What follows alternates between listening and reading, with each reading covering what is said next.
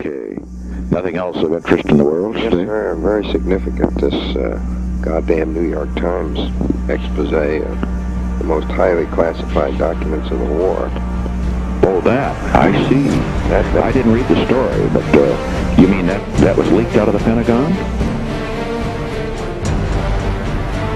Renewed hostile actions against United States ships on the high seas and the Gulf of Tonkin have today required me to order the military forces of the United States to take action in reply.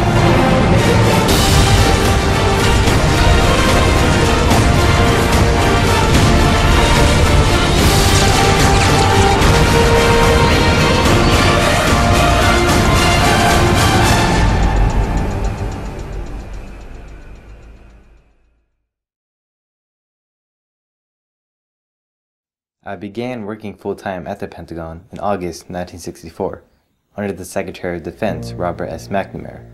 I was on duty at the Pentagon the evening of the Gulf of Tonkin incident, and had reported the incident to McNamara. We Americans know, although others appear to forget, the risk of spreading conflict. We still seek no wider war. No wider war? As each day passed in the Pentagon, it became clearer that the facts of the Tonkin incident were twisted, and that the war was intentionally intensified. President Johnson used the Gulf of Tonkin incident to persuade Congress to give him unlimited authority to use military force. Johnson couldn't face losing a war, so he lied about its progress, which made for a prolonged war, an escalating war, an essentially hopeless war. I returned from Vietnam in May 1967. After serving there for 2 years working in a study group, I began making reports for various government officials, including McNamara, and I later joined the RAND Corporation. After being employed by RAND, I worked on and off during the next 3 years on a project entitled Lessons from Vietnam. The top secret study was commissioned by McNamara, who ultimately wanted to record a massive history of decision-making in Indochina. The study was kept a secret from the President, Lyndon B. Johnson. At first I had been a hawk. While working for the Defense Department, I had helped to plan covert actions against North Vietnam and all the relentless bombing efforts. I soon realized it was all a mess, so I decided to participate in a study led by Major General Edwin Lansdale.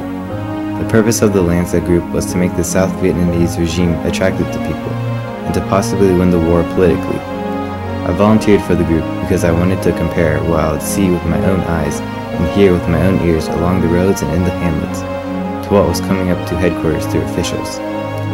After I got to Vietnam, I began to change to a dove, seeing school after school being blown away, villages being murdered and rocketed, troops scared and stunned. It was horrific. I realized that our ground effort was hopelessly stalemated, and I did not believe that increased bombing would lead to any victory. For once, we've got to use the maximum power of this country against the shit-ass little country. Henry, you don't have any idea. The only place where you and I disagree at the present time is in regard to the bombing. You're just out there and think about the space, and I don't give a damn. I don't care. I'm concerned about the civilians because I don't want the world to be mobilized against you as a butcher. I became aware that every president from Truman on had heard of advice pertaining to a negotiable way out of war. But for some reason, the presidents had always chosen to stay in. Their determination not to suffer the political consequences of losing a war outweighed, for them, the cost of human lives. Finally, I learned that Richard Nixon refused to lose. At that point, my decision was justified. I couldn't let another administration repeat the lies of the past.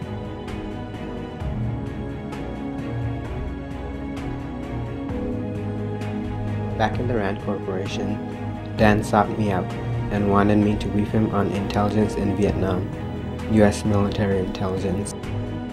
He had been in Vietnam for a while and had a much more profound view of the war than I did. I worked with him at RAND, and he was a very truthful guy. He was smart and funny. I knew I could trust him. We fight because we must fight if we're to live in a world where every country can shape its own destiny. You asked whether I was optimistic or pessimistic. Today I can tell you that Military progress in the past 12 months has exceeded our expectations. I had enough of this nonsense. I decided that I was not going to be part of this scheme of deception and lying anymore. Dan came to me and told me about the study and that he was ready to expose it to the public and asked me for help. He said he needed a Xerox machine. I told him that I had the perfect place. Late at night, whenever I could, I would go help Dan copy the papers. We'd go to my girlfriend's small advertising company and Xerox each page individually, while his children cut off the top secret from each page.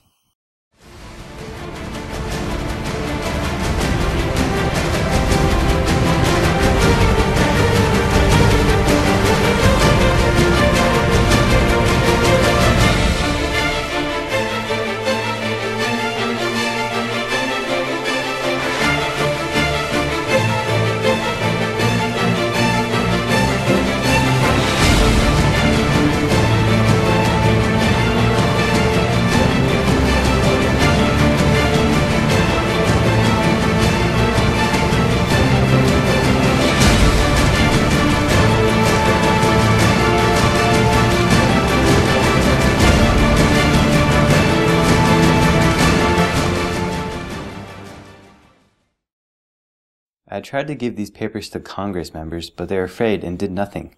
So I started looking for other ways to get these papers to the public. I met and talked with Neil Sheehan of the New York Times.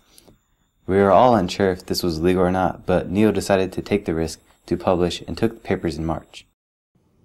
I got the Pentagon Papers for the New York Times, and these papers wasn't some unidentified source in the Pentagon in a news story. It was their stuff, the real thing. It was the central archive of the war. You can go back and see how Johnson bamboozled the country over the Tonkin Gulf Resolution and Again a blank check declaration of war in 1964, which the president could cash in whenever he wanted. I remember reading these stories. These guys were lying through their teeth when they were talking to us, and there it was in black and white. There was no way of denying it.